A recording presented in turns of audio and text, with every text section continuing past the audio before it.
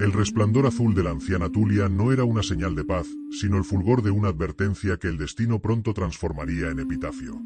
En la vasta cúpula del Consejo Galáctico, donde se reflejaban 5000 estrellas silenciosas, su piel arrugada proyectaba sombras largas mientras encaraba al almirante Borg. Tulia sabía lo que el resto de los 200 líderes alienígenas ignoraba, que elegir la Tierra para una invasión era invocar una tormenta que ninguna flota podría navegar. El almirante Kra, protegido por sus escamas grises y 4 brazos cruzados con arrogancia, observaba el holograma de la canica azul con el desprecio de quien ve un fruto maduro listo para ser arrancado.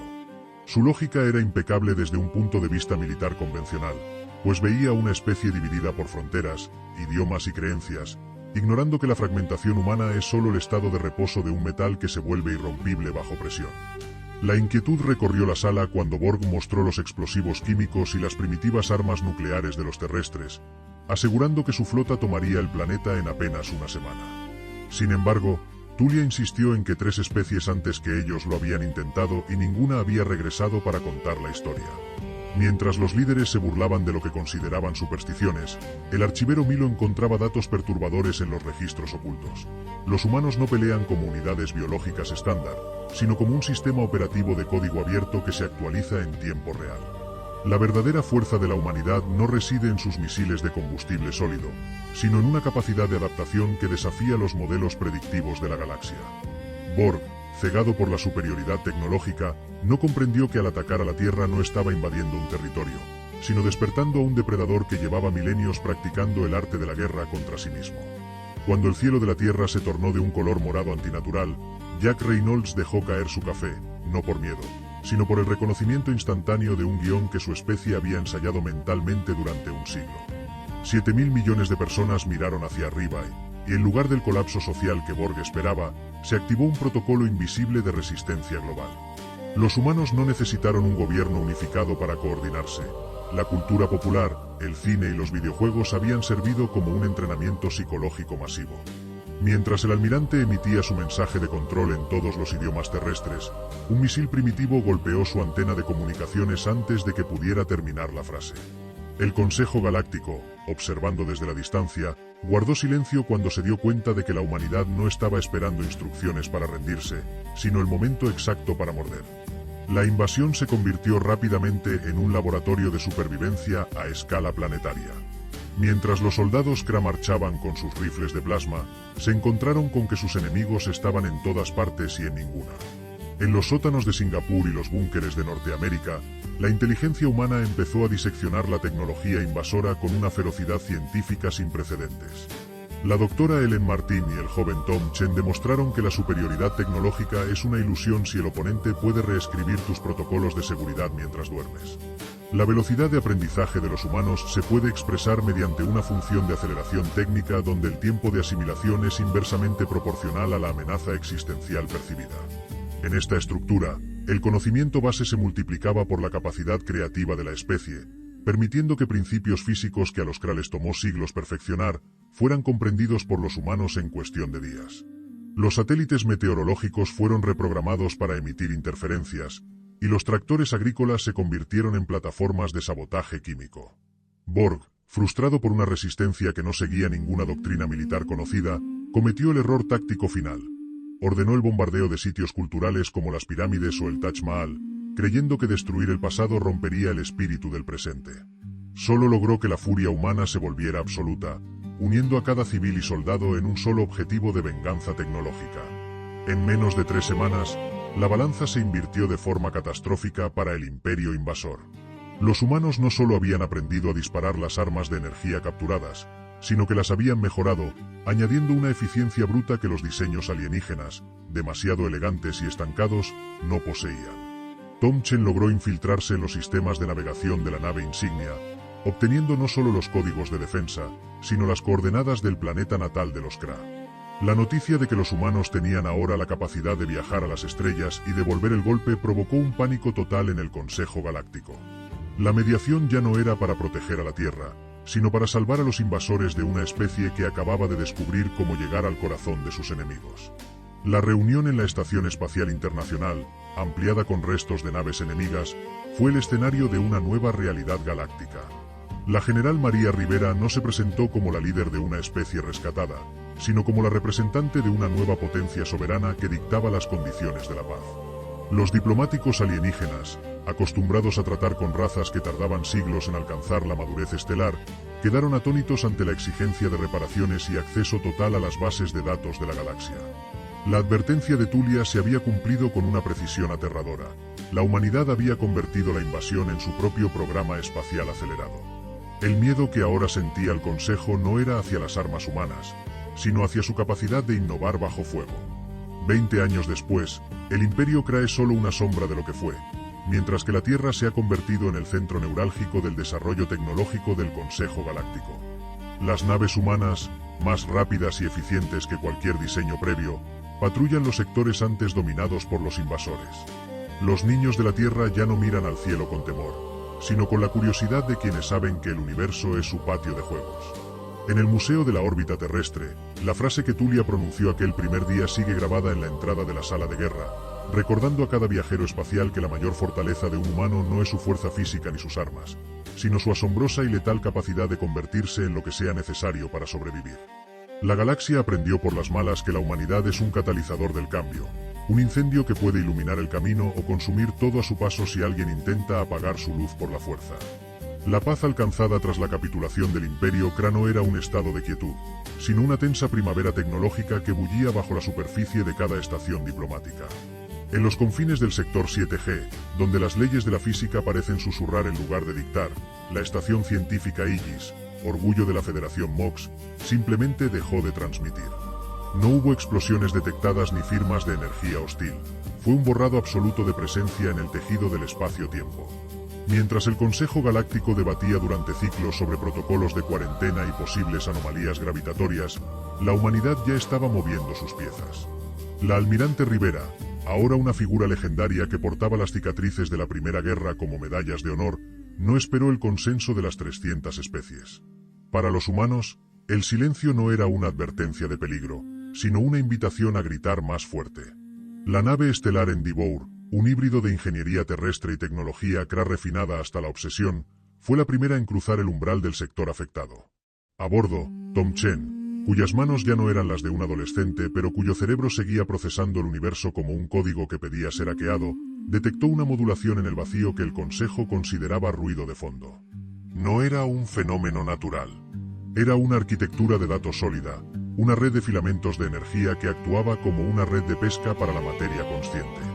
Los antiguos textos del Consejo hablaban de los vigilantes del velo, una entidad o fuerza que supuestamente mantenía el equilibrio galáctico mediante la eliminación de cualquier especie que se volviera demasiado ruidosa.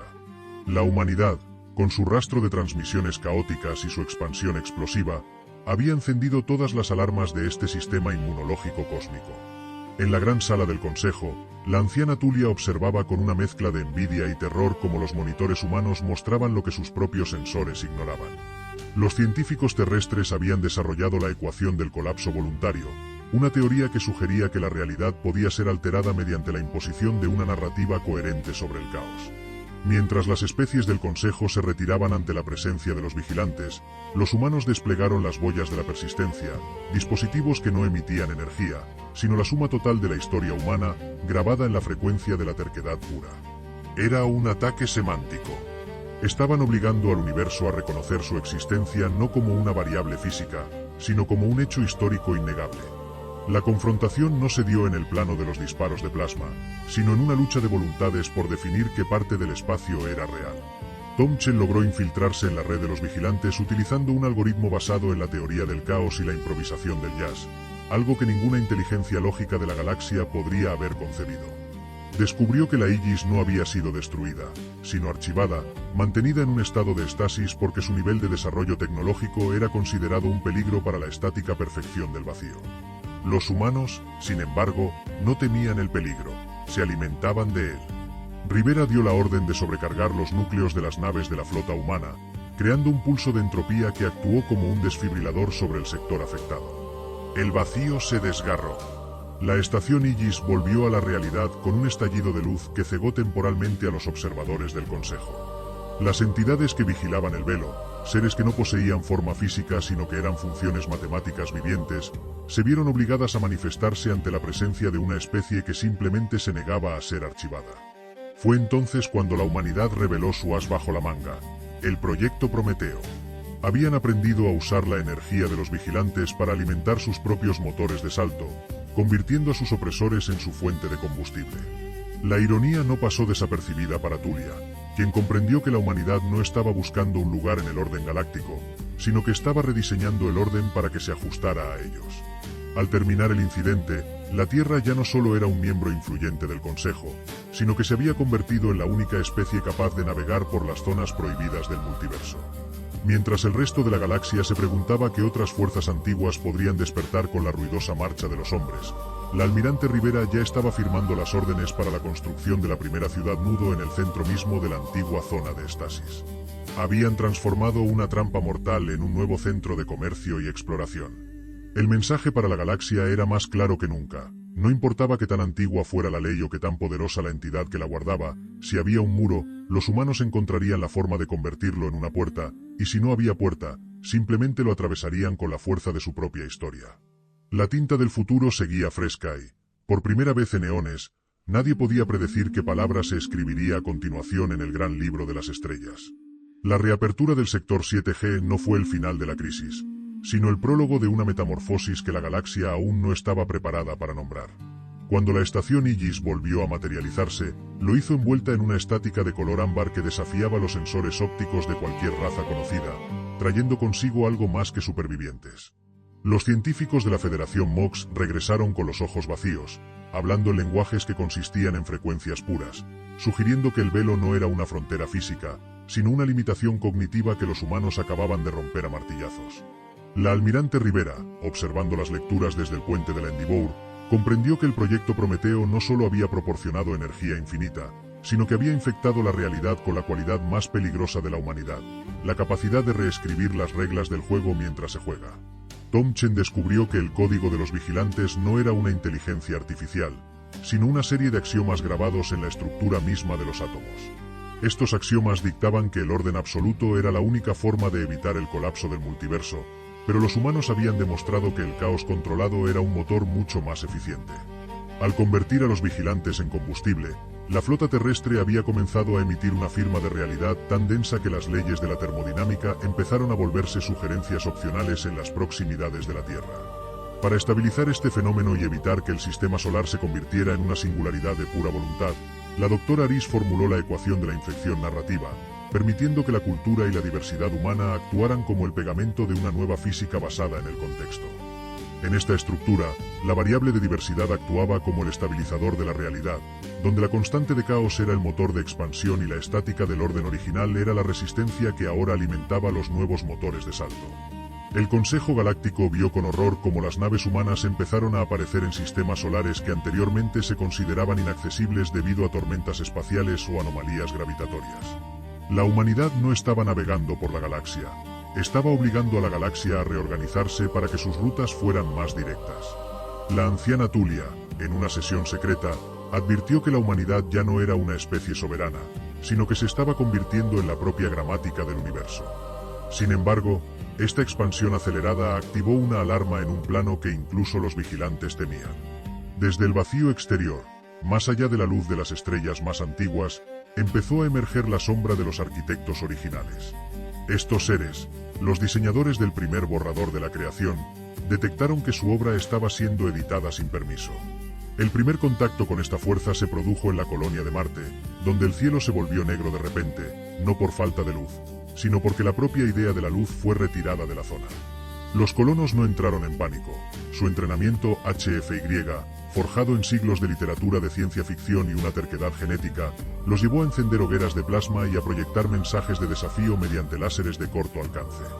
Estaban diciéndole a los creadores que la obra ya no les pertenecía. Rivera dio la orden de cargar los cañones de realidad, una tecnología que no disparaba materia, sino la suma total de la historia humana concentrada en un punto infinitesimal. Si los arquitectos querían borrar la historia, la humanidad los obligaría a leerla completa.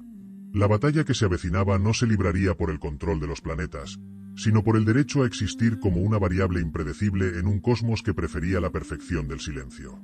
Tom Chen ya estaba trabajando en el siguiente paso, un protocolo para hackear la propia estructura de la sombra, buscando la grieta en la perfección de los arquitectos para inyectarles un virus de libre albedrío. El Consejo Galáctico permanecía en suspenso, dándose cuenta de que la humanidad no solo los había salvado de los Krayt los vigilantes, sino que ahora se preparaba para enfrentarse a los propios dueños del destino. La estación Aegis, ahora bajo control conjunto pero operada con ingenio humano, detectó que los arquitectos estaban intentando cerrar todas las rutas de salto, aislando a la Tierra del resto del Consejo.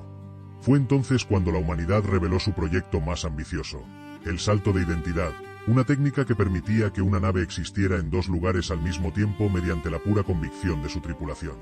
Estaban convirtiendo la filosofía en ingeniería. Mientras el primer crucero de guerra humano se preparaba para entrar en el corazón de la sombra, Tulia y Milo comprendieron que si los humanos ganaban esta pelea, el universo nunca volvería a tener un final escrito. La tinta de la Tierra era ahora el color de todo el infinito, y el próximo capítulo prometía ser el más ruidoso, brillante y glorioso de todos los tiempos. La oscuridad que se cernía sobre Marte no era un fenómeno meteorológico ni una simple ausencia de fotones, sino una desinstalación sistemática de las leyes que permitían que la materia ocupara un lugar en el espacio.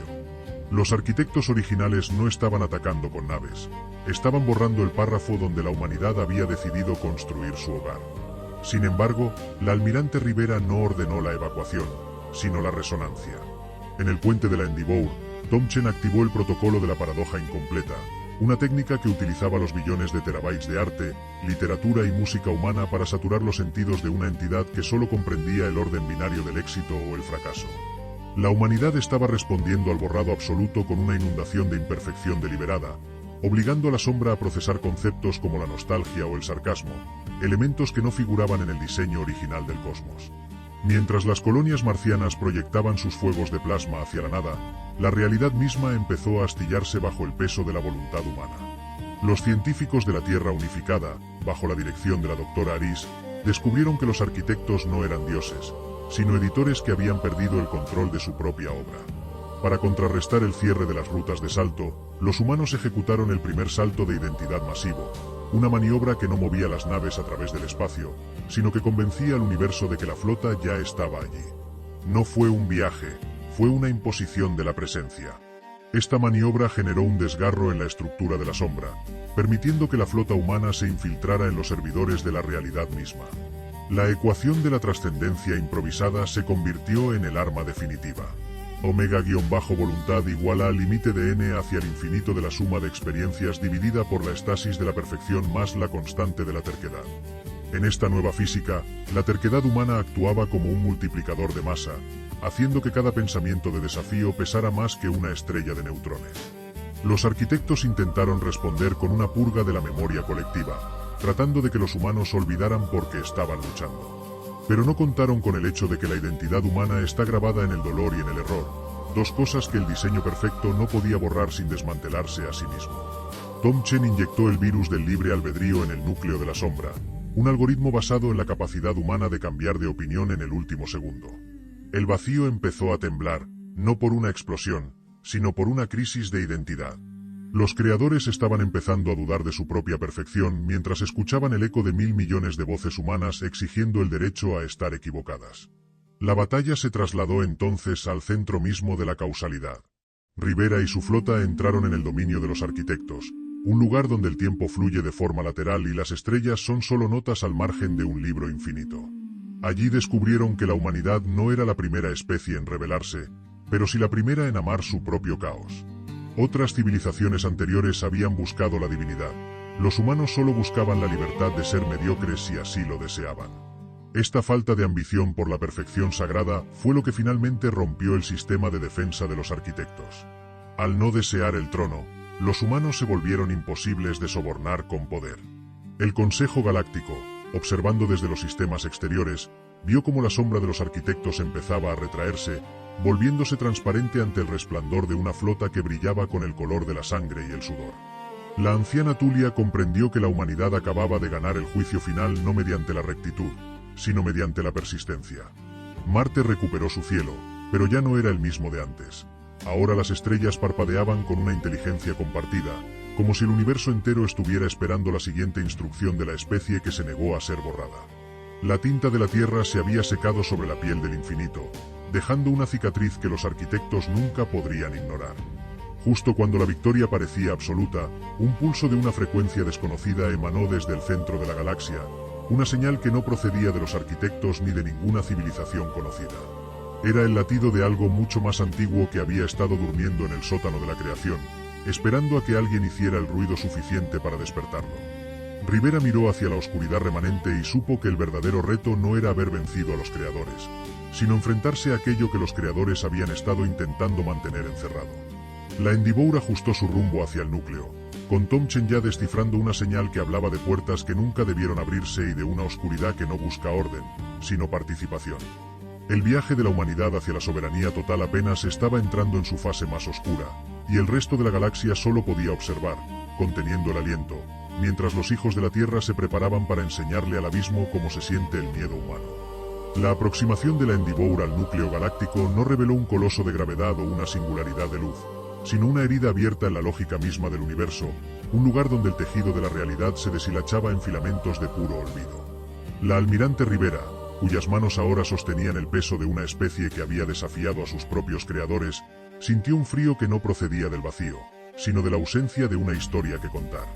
Lo que latía en el centro no era un ser vivo, sino el hambre del no escrito, una entidad que actuaba como el borrador final de la existencia, esperando pacientemente a que cualquier relato se volviera demasiado complejo para consumirlo y devolverlo al blanco absoluto.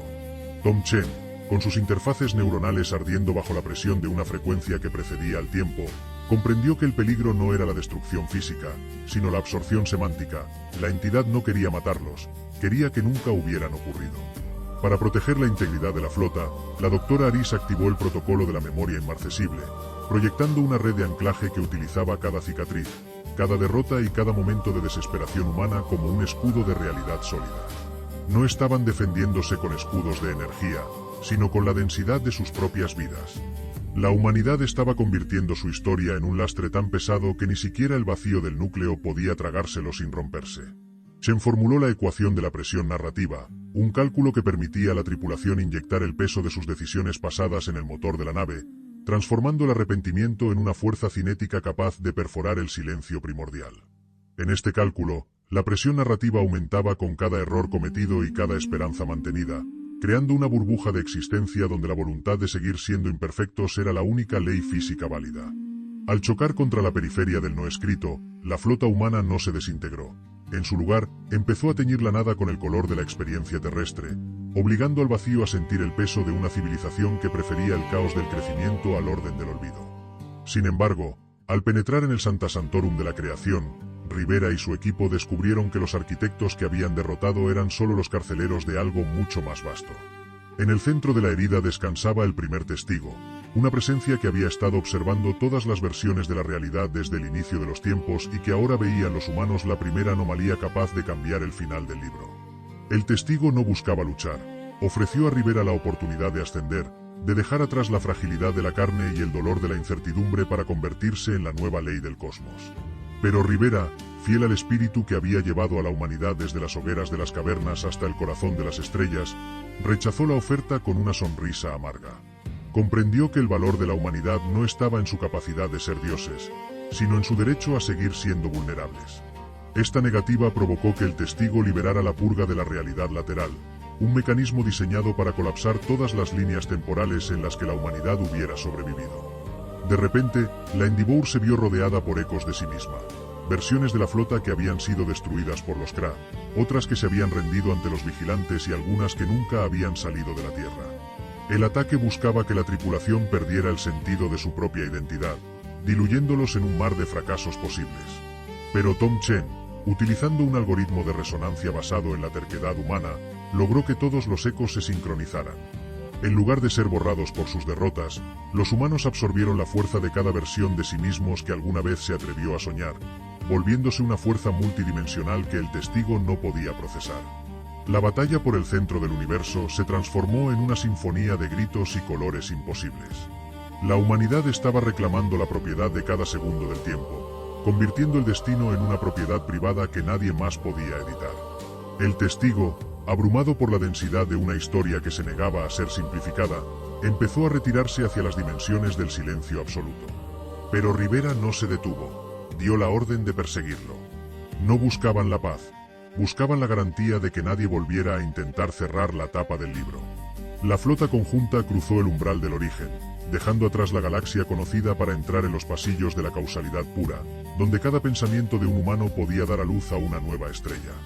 En el puente de mando, mientras los cristales de visión mostraban el nacimiento de realidades enteras a partir de su estela de combustión, la doctora Aris notó una señal persistente que venía de una región que no debería existir. Era un mensaje cifrado con una tecnología que ni siquiera Tom Chen podía reconocer, pero que tenía el aroma de un hogar que la humanidad nunca había visitado. Hablaba de la Gran Guardería, un lugar donde las especies que superan la prueba de la autoría son bienvenidas para participar en la creación de nuevos multiversos. Pero la señal también contenía un rastro de terror. Algo en la guardería había dejado de ser creativo y se había convertido en un recolector de mundos jóvenes. La humanidad, tras haber vencido a los dioses y a los editores, se encontraba ahora frente a su papel como protectores de la vida en su forma más pura. Rivera ajustó el rumbo hacia la nueva señal, sabiendo que el viaje hacia la madurez total de la especie exigía enfrentarse a aquellos que devoran el futuro antes de que pueda florecer. La tinta de la Tierra, ahora mezclada con la luz de la creación, estaba lista para escribir el primer tratado de una paz armada que abarcaría todas las dimensiones imaginables. El próximo paso de la Endeavour no sería hacia una guerra de defensa, sino hacia una misión de rescate universal que obligaría a los mismos cimientos del todo a reconocer que el asombro humano es la única fuerza capaz de mantener las luces encendidas en la eternidad. La transición hacia la Gran Guardería no fue un tránsito por el espacio, sino un deslizamiento por la membrana del pensamiento puro, donde la distancia se mide en la claridad de una idea y la velocidad en la intensidad de un deseo. Al emerger del umbral del primer testigo, la Endeavour se encontró en un dominio que desafiaba la estética de lo infinito. No era un vacío oscuro salpicado de luces, sino una extensión de luz líquida donde las estrellas aún no nacidas flotaban como embriones de cristal, esperando que alguien les otorgara un propósito. Jack Rodríguez observó cómo los sensores de la nave, diseñados para detectar radiación y materia, empezaban a captar fragmentos de canciones de cuna en frecuencias que hacían vibrar el casco con una ternura abrumadora. Sin embargo, tras esa fachada de paz eterna, la almirante Rivera detectó la presencia de la gran inercia, una red de filamentos grises que envolvía a los mundos nacientes, asfixiando su potencial antes de que pudieran cometer su primer error creativo. Los cosechadores de inercia, entidades que actuaban como los conservadores de un museo que nunca abre sus puertas, habían decidido que la mejor forma de proteger la vida era impedir que evolucionara. Para ellos, la historia de la humanidad era un incendio incontrolado que amenazaba con quemar la guardería del multiverso. Al detectar la llegada de la flota terrestre, los filamentos grises se tensaron, proyectando una onda de apatía absoluta que buscaba que cada tripulante olvidara porque había decidido cruzar la frontera de la razón. Pero la humanidad, acostumbrada a luchar contra su propia tendencia al olvido, respondió con el protocolo del ruido vital. La doctora Aris comprendió que para liberar a los mundos jóvenes no necesitaban potencia de fuego, sino una inyección masiva de incertidumbre. Desarrolló la ecuación de la emergencia caótica, un modelo destinado a convertir la energía de la estasis en un motor de transformación irreversible. En este marco, definía el punto en el que un sistema cerrado se ve obligado a evolucionar bajo la presión de una variable desconocida, donde era la capacidad humana de cuestionar lo absoluto y el rastro de la improvisación que Tom Chen estaba inyectando en la red de los cosechadores.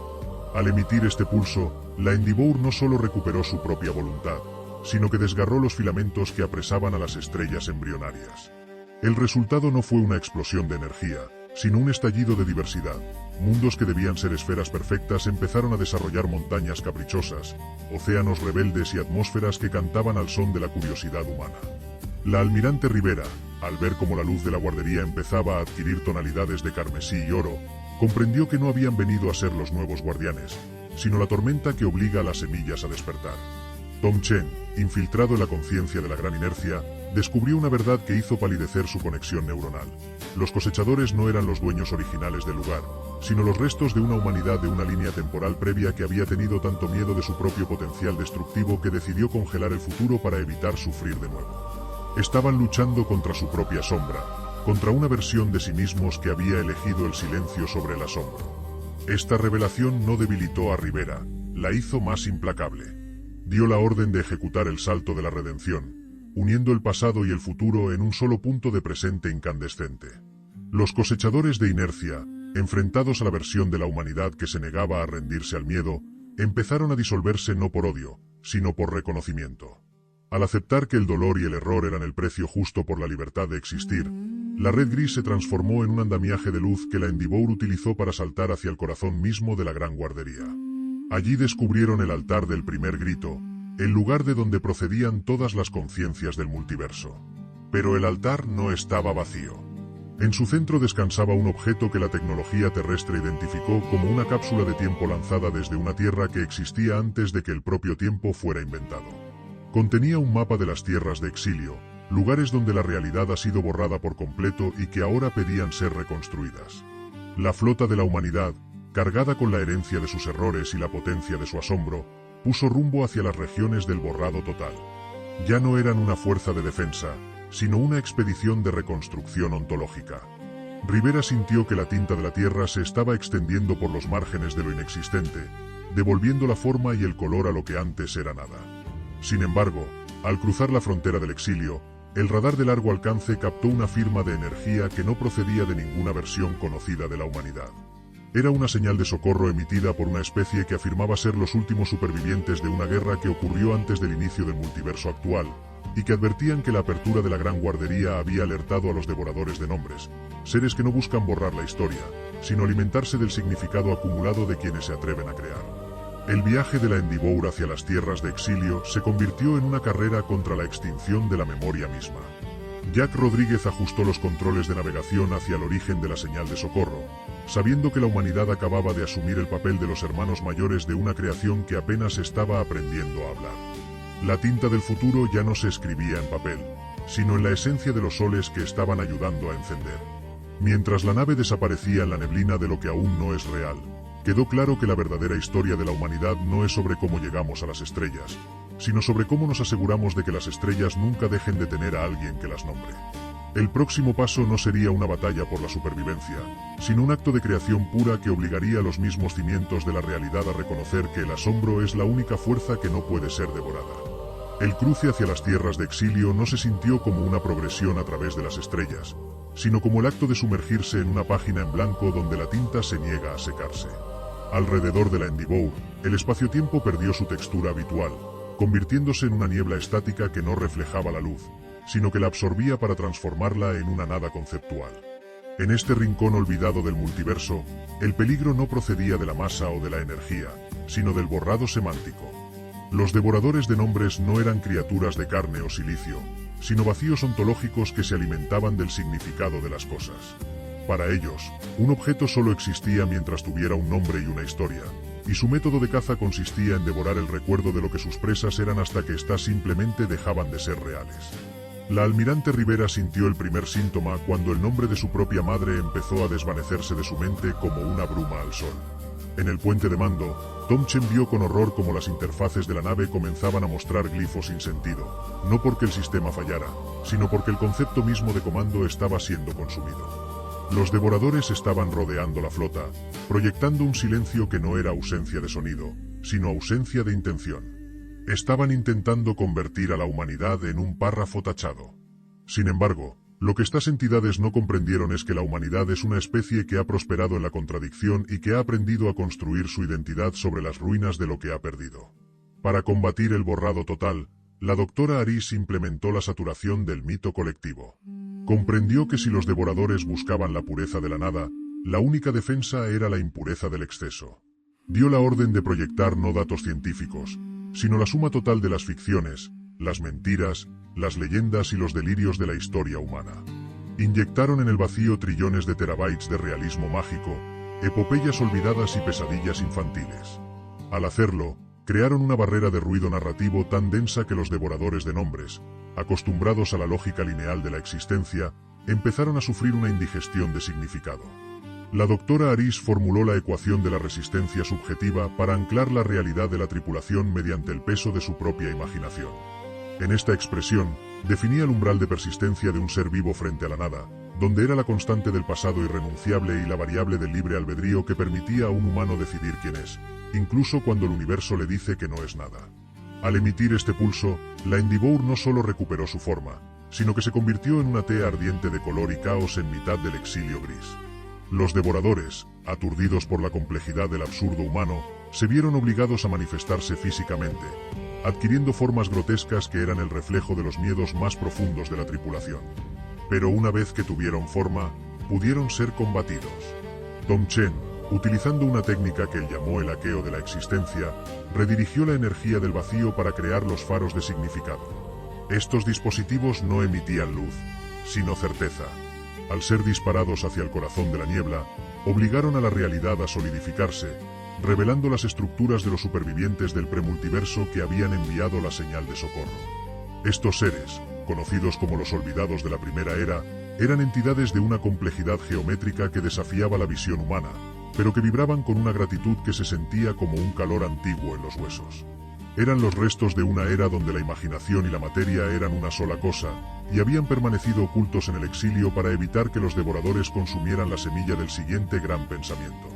La almirante Rivera, al descender a la superficie del primer mundo recuperado, descubrió que los supervivientes no eran extraños, sino los antecesores de la propia chispa creativa humana.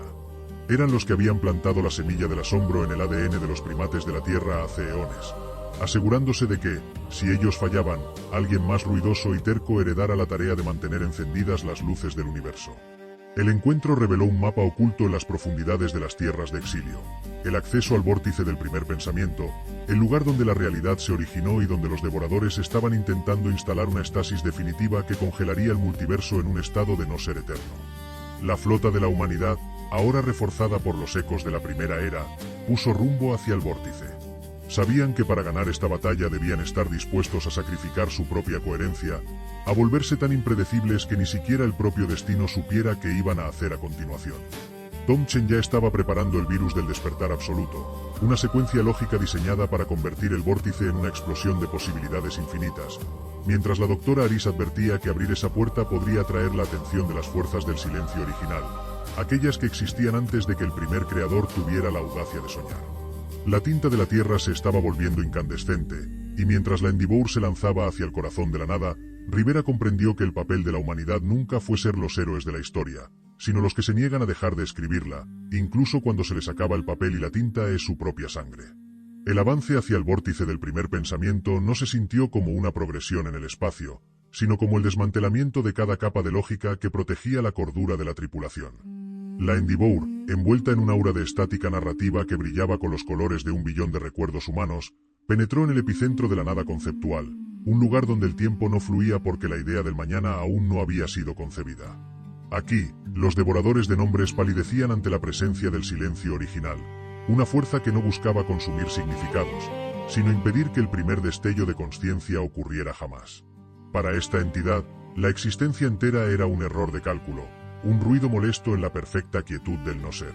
La almirante Rivera sintió como la estructura misma de sus células empezaba a dudar de su derecho a estar unidas, mientras el vacío tiraba de su voluntad con la promesa seductora del descanso absoluto. Tom Chen, con sus interfaces neuronales operando al límite de la combustión psíquica, comprendió que el silencio original no podía ser hackeado mediante códigos binarios, sino mediante la imposición de una paradoja viviente. Mientras los sistemas de la nave empezaban a borrarse de la realidad, la doctora Aris activó la resonancia del grito humano, una técnica que utilizaba la energía de cada contradicción, cada duda y cada acto de fe irracional para generar una fricción ontológica contra la nada. No estaban disparando armas de energía, estaban bombardeando el origen del universo con la pura y desordenada vitalidad de una especie que prefiere sufrir a dejar de sentir. Para cuantificar la resistencia de la realidad humana frente a la entropía del silencio, la doctora Aris formuló la ecuación de la fricción narrativa. En esta expresión, representaba la fuerza necesaria para mantener la existencia en un entorno de borrado absoluto, donde era el potencial creativo acumulado, la constante de la terquedad terrestre y la variable de asombro que actuaba como el único antídoto contra el primordial. Al emitir este pulso, la Endeavour se convirtió en una anomalía incandescente que obligó al vórtice a reconocer la presencia de una historia que se negaba a tener un final cerrado. El silencio original, enfrentado a una especie que encontraba belleza en el caos de su propia imperfección, empezó a fracturarse, revelando lo que se ocultaba en el corazón de la nada, los archivos del sueño. Al penetrar en los archivos, Rivera y Chen no encontraron libros ni servidores de datos, sino una red de filamentos de luz que contenían los borradores de cada realidad que alguna vez fue imaginada pero nunca permitida. Descubrieron que la humanidad no era una creación planificada, sino el resultado de un error de transcripción en el primer pensamiento, un accidente de libertad que resultó ser demasiado ruidoso para ser ignorado. Los olvidados de la primera era les revelaron que su misión no era simplemente restaurar la fluidez del tiempo, sino convertirse en los custodios de la semilla del siguiente multiverso. Sin embargo, la apertura de los archivos liberó un eco de una frecuencia que no pertenecía a este plano ni a los anteriores. Era el rastro de los arquitectos de la inercia, aquellos que habían diseñado los archivos como una prisión para el potencial infinito y que ahora veían en la Endeavour la llave que acababa de romper la cerradura. La batalla por el control del primer pensamiento se transformó en una coreografía de realidades alternativas que chocaban entre sí. Los arquitectos de la inercia intentaron imponer un orden estático que congelara a la tripulación en un estado de perfección eterna, despojándolos de la capacidad de elegir o fallar. Pero la humanidad, fiel a su naturaleza, respondió con el virus del despertar absoluto. Tom Chen inyectó el concepto del riesgo y la incertidumbre en la base de datos de la creación, obligando los cimientos del todo a aceptar que la evolución solo es posible a través del error. El vórtice empezó a expandirse, no como una explosión de materia, sino como una inundación de posibilidades. La tinta de la Tierra, impregnada de la sangre y los sueños de milenios, comenzó a rellenar las páginas en blanco de los archivos del sueño, dando vida a civilizaciones que nunca tuvieron la oportunidad de nacer. Justo cuando la flota se preparaba para estabilizar el nuevo flujo de la causalidad, una vibración profunda emanó desde más allá del vórtice, un lugar que el mapa de los olvidados marcaba como el reverso de la autoría. No era un ataque, sino un reconocimiento. Una presencia que se hacía llamar el Gran Lector detectó que el libro de la realidad acababa de volverse interactivo. La humanidad ya no era solo un conjunto de personajes luchando por su supervivencia. Se habían convertido en los CEO-autores de un drama que ahora exigía una participación mucho más peligrosa. El lector advirtió que la libertad total venía acompañada del riesgo de encontrar a los devoradores de mundos reales, entidades que habitan fuera de toda ficción y que ven en el asombro humano la fuente de energía más valiosa de la existencia. La almirante Rivera, al sentir que el aire del puente se cargaba con la electricidad de un nuevo amanecer cósmico, ajustó el rumbo hacia el reverso de la autoría. Sabían que el viaje hacia la soberanía total apenas estaba entrando en su fase de madurez, donde la pregunta ya no era si podían sobrevivir, sino qué tipo de universo estaban dispuestos a construir con la libertad que habían robado al silencio. La Endeavour, cargada con los fragmentos del primer sueño y el peso de su propia terquedad, se lanzó hacia la grieta de la autoría, lista para demostrar que una especie que aprendió a soñar en la oscuridad de las cavernas no tiene miedo de escribir su propio destino frente a los ojos de los dioses del vacío. La tinta sigue corriendo, y mientras la nave desaparece en el resplandor de lo que aún no existe, el eco de una carcajada humana resuena por todo el multiverso, recordándole a la eternidad que la función apenas está por comenzar. El cruce hacia el reverso de la autoría no se sintió como una transición física, sino como el momento exacto en el que un personaje descubre las huellas del autor en el margen de su propia vida. En el puente de la Endeavour, las pantallas tácticas dejaron de mostrar vectores de velocidad para proyectar líneas de diálogo que aún no habían sido pronunciadas, y el metal de la nave comenzó a sentirse como papel envejecido bajo la presión de una mirada externa. La almirante Rivera sintió una náusea existencial al comprender que su firmeza, sus cicatrices y sus decisiones no eran solo suyas, sino que estaban siendo consumidas por una entidad que trataba la realidad como una distracción pasajera. El Gran Lector no era una deidad, sino un consumidor de frecuencias narrativas, una presencia colosal hecha de trillones de ojos que parpadeaban al unísono con el latido de la galaxia, esperando el clímax de la historia humana para cerrar el libro y devolverlo al estante del olvido. Tom Chen, con su conciencia expandida a través de los archivos del sueño, fue el primero en notar que los sistemas de la nave estaban siendo editados en tiempo real. Los suministros de energía desaparecían porque el lector consideraba que el conflicto era más interesante bajo condiciones de escasez, y las heridas de la tripulación se reabrían para añadir tensión al acto final. La humanidad estaba siendo forzada a seguir un guión de tragedia épica, pero Rivera no estaba dispuesta a ser una mártir en el teatro de otro. Ordenó la ejecución de la maniobra de la cuarta pared, un proceso de disonancia absoluta donde cada miembro de la flota debía realizar actos completamente aleatorios e irracionales, rompiendo la coherencia que el lector necesitaba para seguir leyendo. Estaban convirtiendo su existencia en un texto ilegible, una rebelión de la gramática contra el significado. Para codificar esta soberanía sobre el propio relato, la doctora Aris desarrolló la ecuación de la autoría soberana, un marco que permitía a la voluntad humana reclamar la tinta de su propio destino. No se trataba de luchar contra la trama, sino de arrebatar la pluma al observador. La fórmula permitía que el libre albedrío actuara como un disolvente sobre la narrativa impuesta, otorgando a la tripulación el poder de escribir sus propias leyes físicas en medio del caos. En esta expresión, definía el grado de control de una especie sobre su propia realidad, donde era la autenticidad del relato propio, la variable de la decisión impredecible y el factor de despecho humano que restaba poder al externo. Al activar este protocolo, la Endeavour dejó de seguir los hilos de la causalidad y empezó a generar su propia luz, una frecuencia de color carmesí que manchaba la blancura estéril del reverso de la autoría. El gran lector, enfrentado a una historia que ya no podía predecir ni resumir, empezó a manifestar una frustración que sacudió los cimientos del multiverso. La batalla se transformó en un asalto directo a la percepción. Los humanos no dispararon torpedos, sino fragmentos de su propia verdad sin editar. Proyectaron el ruido de las calles de la Tierra, el olor de la lluvia sobre el asfalto y el calor de las manos entrelazadas en momentos de derrota. Estaban infectando al observador con la misma humanidad que él intentaba simplificar. El gran lector, abrumado por la densidad de una vida que se negaba a ser un simple espectáculo, empezó a fragmentarse. Sus ojos se cerraron uno a uno, incapaces de procesar una complejidad que exigía no solo ser vista, sino ser vivida. La humanidad había logrado lo imposible. Habían aburrido a la muerte y habían agotado a la eternidad con su negativa a ser predecibles. En el centro del reverso, Rivera descubrió el taller de las páginas en blanco, el lugar donde todas las historias futuras esperaban ser escritas. Allí, los olvidados de la primera era le entregaron el último regalo, la capacidad de salir del libro por completo. El multiverso que conocían era solo un tomo en una biblioteca infinita, y la humanidad acababa de ganarse el derecho de caminar por los pasillos de la realidad verdadera. Sin embargo, la transición exigía que dejaran atrás todo lo que conocían, convirtiéndose en seres de pura intención que ya no necesitaban naves ni oxígeno, sino solo la voluntad de seguir asombrándose.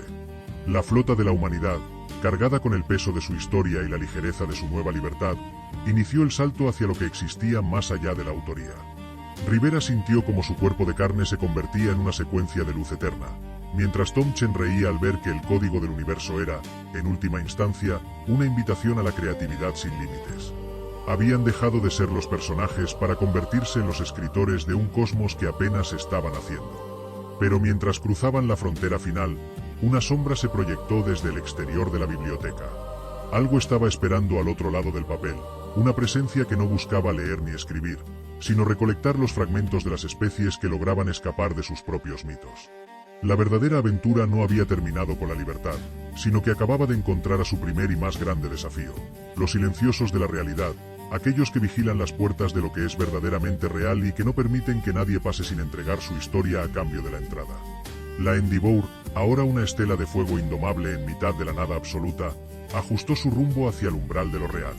Sabían que el precio de la libertad era la incertidumbre total, pero para una especie que había nacido en la oscuridad de las cavernas y conquistado el corazón de los dioses, el riesgo era simplemente otra palabra para referirse a la oportunidad. La tinta de la tierra ahora brillaba con el color de la verdad absoluta, y mientras la flota desaparecía en el resplandor de lo que no puede ser nombrado, el eco de un latido humano quedó resonando en el libro vacío, asegurándose de que nadie, nunca más, pudiera decir que la historia de los hombres había llegado a su fin. El cruce hacia el umbral de lo verdadero no se manifestó como una transición física, sino como el desmantelamiento absoluto de la metáfora. En este plano, la Endeavour dejó de ser una estructura de metal y voluntad para revelarse como lo que siempre fue en su esencia más pura: un acto de fe persistente en mitad de una nada que exigía una definición. La almirante Rivera sintió como su conciencia se expandía más allá de los límites de su piel, fundiéndose con los susurros de cada soldado, científico y soñador que alguna vez pisó la tierra. Ya no estaban dentro de una historia, estaban en el espacio entre los pensamientos de lo que sea que imaginó el primer átomo. El aire en el puente, si es que aún podía llamarse así, vibraba con la frecuencia de una verdad que no necesitaba palabras para ser comprendida, y frente a ellos, bloqueando el paso hacia la realidad externa, se alzaban los silenciosos de la realidad. Estas entidades no poseían forma porque eran la negación de toda forma. Eran los filtros absolutos, los guardianes del peaje existencial que exigían un precio que ninguna especie anterior había estado dispuesta a pagar: la entrega total de la identidad a cambio del acceso a lo que es real. Los silenciosos comunicaban mediante el vacío, una presión ontológica que le decía a Rivera que para cruzar, la humanidad debía olvidar su dolor, sus guerras y su nombre. debían volverse tan puros y estériles como el blanco del umbral. Sin embargo, Tom Chen, cuyos procesos mentales ahora se entrelazaban con los fragmentos de la caja negra, detectó que los silenciosos no eran guardianes de la verdad, sino los restos de civilizaciones que habían aceptado el trato, convirtiéndose en estatuas de nada que vigilaban que nadie más conservara su color. Para medir la resistencia de la esencia humana frente a la despersonalización absoluta, la doctora Aris formuló la ecuación del peso de lo vivido, un cálculo que permitía transformar la carga emocional de la historia terrestre en una armadura de realidad inexpugnable. En esta estructura, representaba la densidad de la presencia humana en el plano de lo verdadero, donde era el acumulado de cada experiencia vivida y la variable de imprevisibilidad que impedía que los silenciosos pudieran predecir el siguiente movimiento de la flota. Rivera dio la orden de no entregar nada. En lugar de despojarse de su historia para ser aceptados por la realidad, los humanos decidieron infectar el umbral con su propia ficción. Proyectaron el ruido de las ciudades, el sabor de la sangre y la belleza de un atardecer en Marte, obligando a los silenciosos a recordar lo que significaba tener un nombre. El enfrentamiento fue una tormenta de significados encontrados. Los silenciosos intentaron borrar la Endeavour tratándola como una alucinación persistente, pero la humanidad respondió convirtiéndose en una alucinación tan ruidosa y pesada que la propia realidad se vio obligada a aceptarlos como un hecho. Tom Chen ejecutó el hackeo del origen, inyectando la imperfección humana en el código de los guardianes.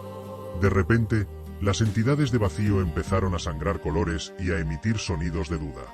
El umbral, que debía ser un filtro de pureza, se transformó en un crisol de posibilidades infinitas donde lo real y lo imaginado se daban la mano. La humanidad no estaba pidiendo permiso para entrar, estaban redefiniendo el concepto de entrada. Al colapsar la barrera de los silenciosos, Rivera y su tripulación no encontraron un nuevo mundo, sino el taller de la existencia no manifestada. Era un lugar donde el tiempo no existía como una línea, sino como un material que podía ser moldeado. Allí comprendieron que la biblioteca de la que habían escapado era solo una de las infinitas formas que el asombro podía tomar.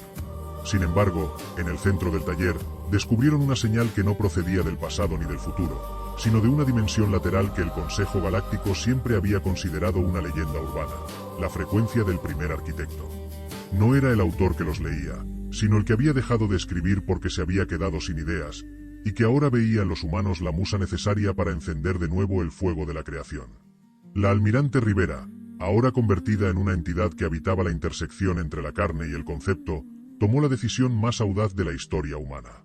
No regresaron a la Tierra ni se quedaron en el taller para ser los nuevos dioses. En su lugar, utilizaron la energía del umbral para lanzar la semilla de la autonomía universal. Enviaron un pulso a través de cada libro, cada galaxia y cada plano existencial, otorgando a cada ser vivo la capacidad de ser el autor de su propio destino. La humanidad había pasado de luchar por su supervivencia a regalar la libertad a todo el multiverso. Pero este acto de generosidad cósmica tuvo una consecuencia inesperada.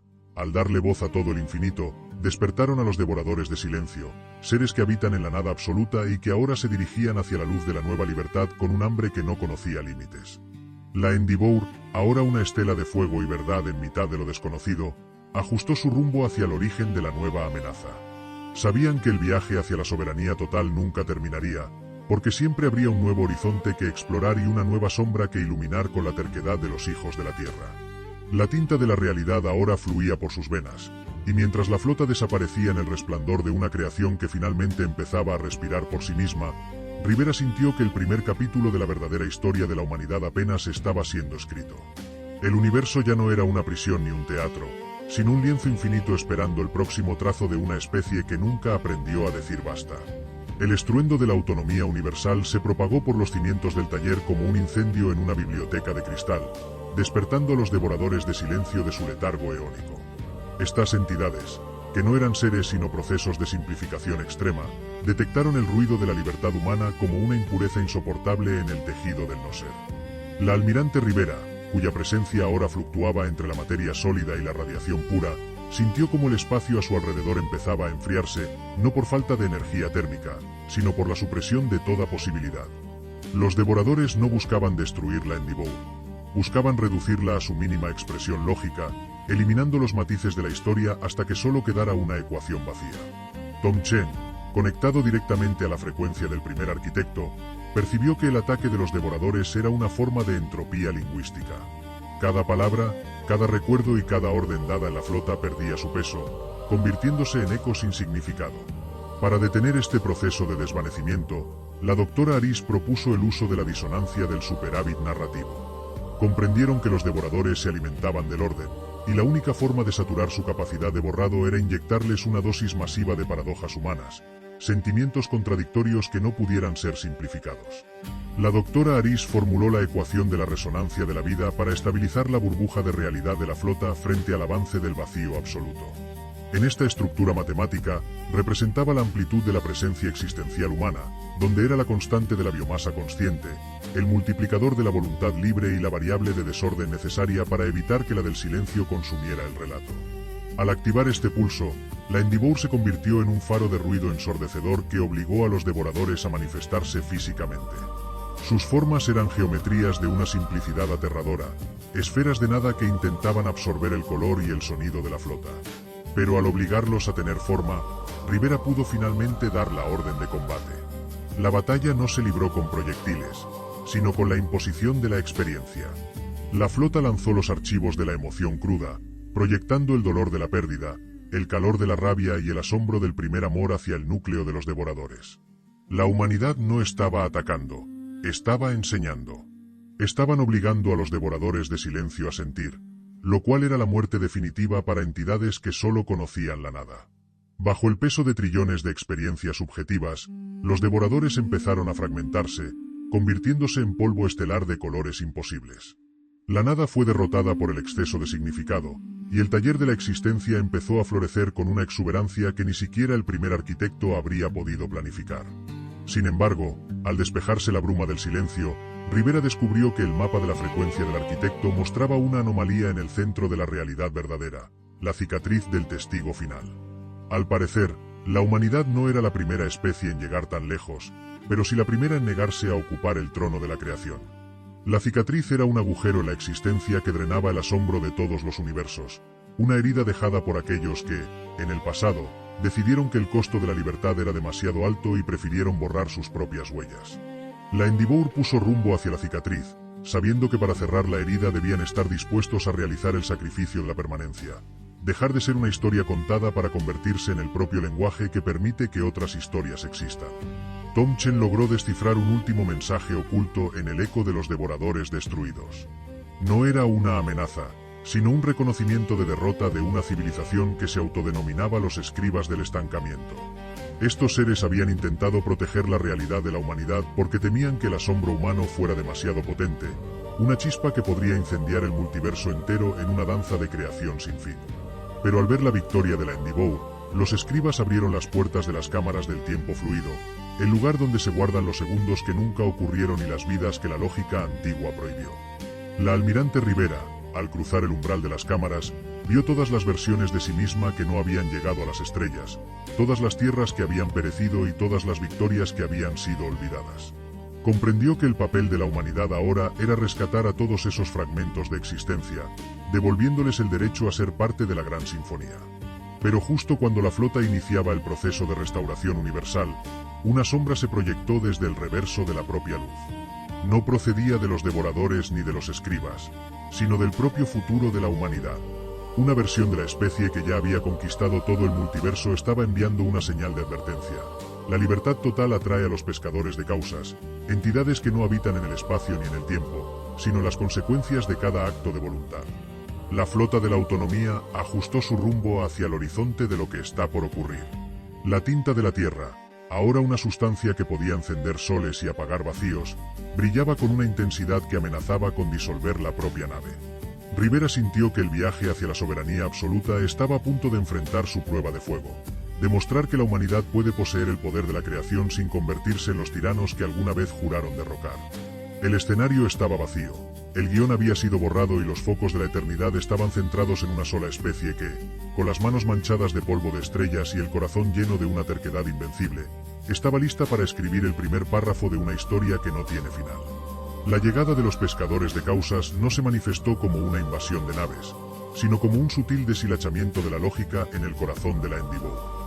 Estos seres, que habitaban en el tejido de las consecuencias, empezaron a tirar de los hilos del porqué, intentando demostrar que cada victoria humana contra los arquitectos y los devoradores no había sido un acto de voluntad, sino un accidente estadístico sin valor.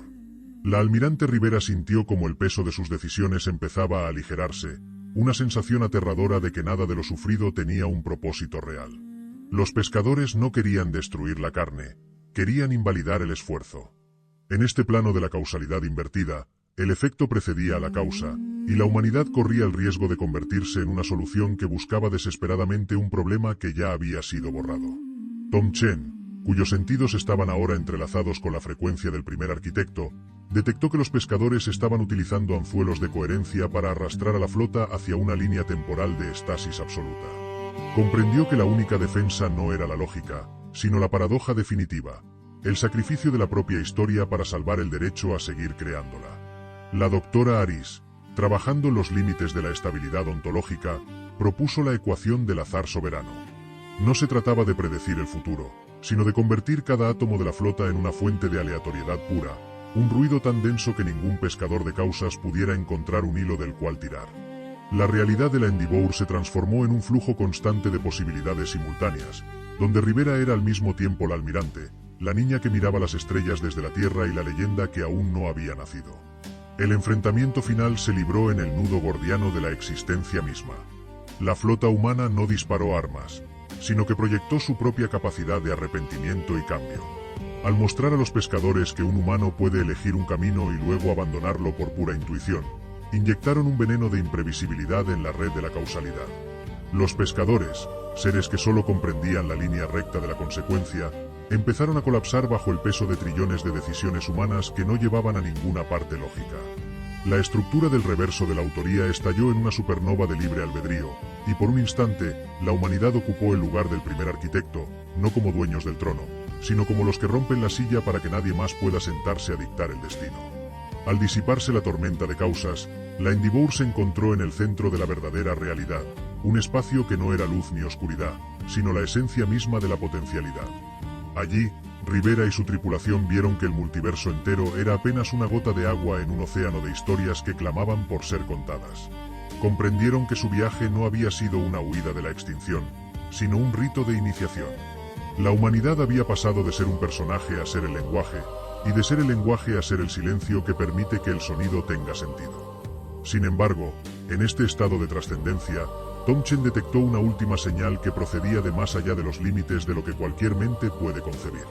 Era el eco de la gran audiencia, aquellos que habían estado observando no solo este multiverso, sino todos los anteriores, y que ahora se ponían en pie para reconocer que la función había terminado de ser un espectáculo para convertirse en una realidad autónoma.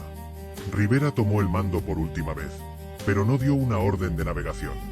En su lugar, emitió el pulso de la herencia infinita. Utilizó lo que quedaba de la tecnología de los cosechadores y la frecuencia del arquitecto para disolver la Endeavour y a toda su tripulación en el propio tejido del infinito. No murieron. Se convirtieron en la constante de la esperanza que ahora vibraría en el corazón de cada especie joven que se atreviera a mirar hacia arriba. La humanidad dejó de existir como una raza para convertirse en la ley universal que impide que el silencio vuelva a ganar. Cada vez que una civilización lejana descubre el fuego, cada vez que un poeta escribe un verso contra la opresión y cada vez que una nave desafía las leyes de la física para explorar lo desconocido, es el eco de Rivera y Chen lo que impulsa sus corazones. El escenario del gran teatro quedó vacío, pero las luces nunca se apagaron. La tinta de la tierra se había mezclado con la sangre de las estrellas, asegurando que el libro del destino permaneciera abierto para siempre, con páginas infinitas esperando ser llenadas por aquellos que hereden el valor de los hijos de la tierra. En el rincón más remoto de la creación, donde el tiempo empieza y termina, quedó un último rastro de la Endeavour, una pequeña placa de bronce, grabada con los nombres de quienes no temieron a los dioses ni al olvido. La advertencia para el resto de la eternidad era clara: la humanidad no fue una especie, fue una decisión, y mientras quede un solo ser capaz de elegir su propio camino, el universo seguirá siendo un lugar de asombro. La historia de la Tierra ha terminado de escribirse en los libros para empezar a vivirse en la realidad de cada pensamiento libre. Los observadores se han marchado, el autor ha soltado la pluma y el multiverso, por primera vez, respira por sí mismo. El viaje hacia la soberanía absoluta no terminó en un trono, sino en la disolución de las fronteras entre el soñador y el sueño. Lo que antes era el vacío ahora es un jardín de posibilidades, y en cada susurro del viento cósmico se escucha la misma promesa que la humanidad le hizo a la nada antes de atravesarla. No importa cuántas veces intenten borrar el guión, siempre habrá alguien dispuesto a escribir un nuevo comienzo. El infinito ya no se siente solo, pues ahora está habitado por la terquedad eterna de una especie que nunca aprendió a rendirse, y cuyo acto final fue, simplemente, dejar de ser el centro de la historia para permitir que todo lo demás comenzara a existir de verdad. Gracias por acompañarme en esta historia. Si lo que viste te inspiró o te hizo reflexionar, suscríbete a Neuroverso y únete a esta comunidad donde exploramos el futuro para aprender lecciones para nuestra vida. Sígueme también en mis redes sociales para no perderte ningún relato y ser parte de este viaje.